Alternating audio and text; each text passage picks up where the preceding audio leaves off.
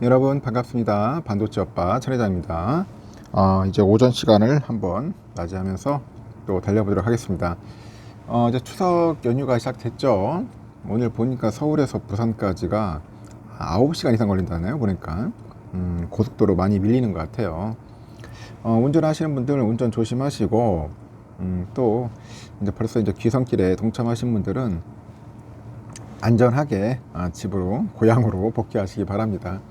즐거운 시간 보내시고, 또 오늘 일하시는 분도 있더라고요. 일하시는 분도 있으니까 또 열일 하자고. 열일 열심히 일합시다. 천 회장도 열심히 일하고 있습니다. 한 푼이라도 바짝바짝 벌어가지고 또 추석 연휴 끝나면은 또 매수해야지 않겠습니까? 거의 뭐 누가 그러더라고, 매도 버튼은 없다. 우리 찐팬 그 강병원님이 그러더라고요. 내 인생에 매도 버튼은 없다. 비활성화 시켰다는 거네. 비활성화. 계속 이제 매수만 하는 거야. 쌀 때마다 부지런히 모아가는 겁니다.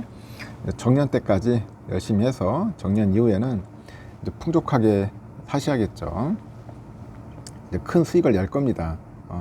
아주 실천하는 분들이 꽤 있어요. 그런 분들이 많기 때문에 또 용기를 얻고 우리가 또 자신감도 다시 회복을 하는 겁니다. 지금 뉴욕 증시는 국채 금리하고 유가 상승 속에서 이 반발 매수세 나왔어요. 이 반발 매수세 때문에 주가가 좀 올랐습니다. 아주 경쾌했어요. 오히려 떨어질 줄 알았는데 다시 올랐습니다. 뉴욕 증권거래소 보니까 다우 지수가 전장보다 68.61포인트 정도 하락을 했더라고요. 33,550.27로 거래를 마쳤고, S&P는 전장보다 0.98포인트 올라서 4,274.51로 마감을 했고, 나스닥은 29.24포인트 정도 상승해서 13,092.85로 장을 마감을 했습니다. 전날 3대 지수는 금리 상승에 따른 그 공포에 큰 폭으로 하락을 합니다. S&P 500은 6월 이후 처음으로 4,400 아래로 마감을 했어요. 4,400. 깜짝 놀랐습니다. 다우지수는 5월 이후 처음으로 200일 이동 평균선 아래에서 마감을 했고요. 이날은 낙폭 과대에 따른 반발 매수세하고 장 초반에 국채 금리의 하락세 등의 오름세로 출발을 했는데, 금리가 다시 반등을 해요. 유가가 13개월 만에 최고치를 경신하면서 지수는 혼조세로 돌아선 거죠. 10년물 국채 금리는 전날보다 7bp 가량 올랐어요. 4.61%를 넘어섰어요. 2007년 이후 최고치를 다시 경신을 합니다. 2년물 국채 금리는 6bp 가량 올라서 5.13이야. 골 때립니다. 지금 이 단기 금리가 더 높아. 장기 금리보다. 장기 2년물이 5.13이야. 장기는 4.61인데 이게 문제인 겁니다. 이게 맛이 간 거죠. 인플레이션 압력이 이제 커지다 보니까 미국의 연방준비제도가 예상보다 이제 올해 기준금리를 높은 수준으로 유지할 거라는 전망이 이제 강화되고 있어요. 오랫동안 유지할 것이다. 그러다 보니까 금리를 끌어올리고 있다. 그렇게 보시면 될 것 같습니다. 유가도 이날 3% 정도 이상 올라가지고 연중의 최고치를 이제 경신을 해서 투자 심리가 악화됐습니다. 미국의 원유 재고가 줄었다는 그런 소식에 공급 우려가 재부각됩니다. 공급 우려가 재부각이 되고 11월 인도 서부 텍사스산 원유 가격이 3% 이상 올라가지고 배럴당 93.68달러죠. 그리고 11월 인도 브렌트유 가격이 2.8% 올라서 배럴당 96.55달러에 거래를 마쳤다. 96.55달러에 거래를 마쳤습니다. 이렇게 유가가 배럴당 100달러 육박하다 보니 에너지 관련 주들이 큰 폭으로 올랍니다. 이날 발표된 미국의 그 내구재의 그 수주는 예상과 달리 깜짝 증가를 했어요.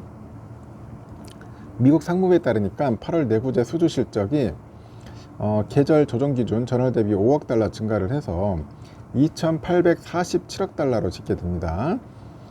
이날 월스트리트 저널이 집계한 전문가 예상치가 있는데 0.5% 정도 감소와 달리 깜짝 증가를 했고요.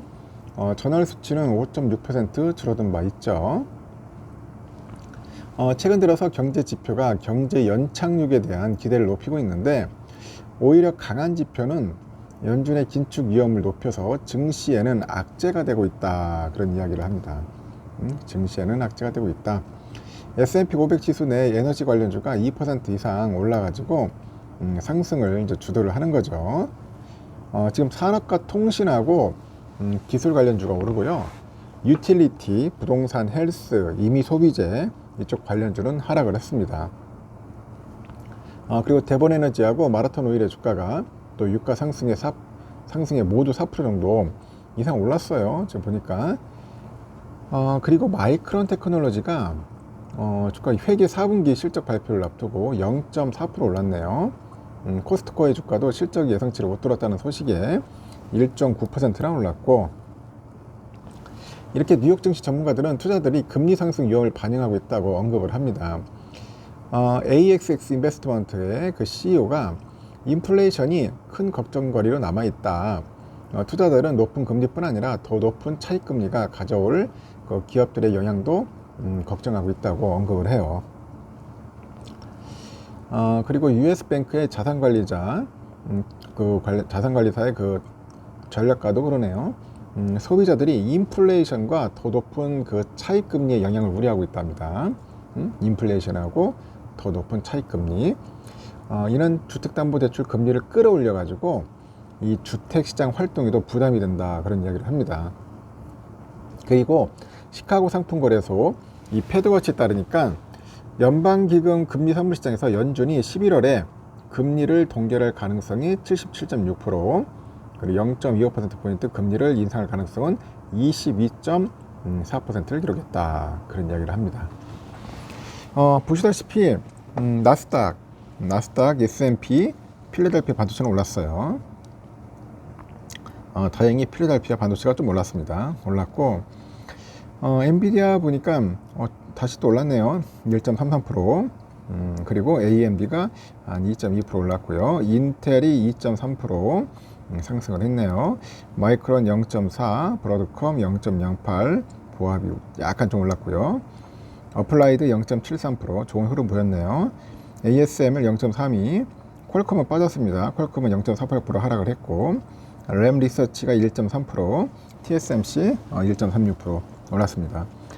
TSMC도 올라주고 마이크론도 오르고 나쁘진 않네요. 엔비디아도. 이런 흐름이 좀 계속 이어갔으면 좋겠는데, 일단 우리는 장이 휴일이라서 좀 아쉽기는 합니다. 내일도 계속 이어서 올랐으면 좋겠습니다. 올랐으면 좋겠어요. 추석이 너무 길어가지고 조금 아쉬운 감도 좀 있긴 있어요. 그런데 선물 시장이 좀 좋기 때문에 나쁘진 않을 것 같습니다. 여기까지 하겠습니다. 즐거운 오전 시간 보내시기 바라요.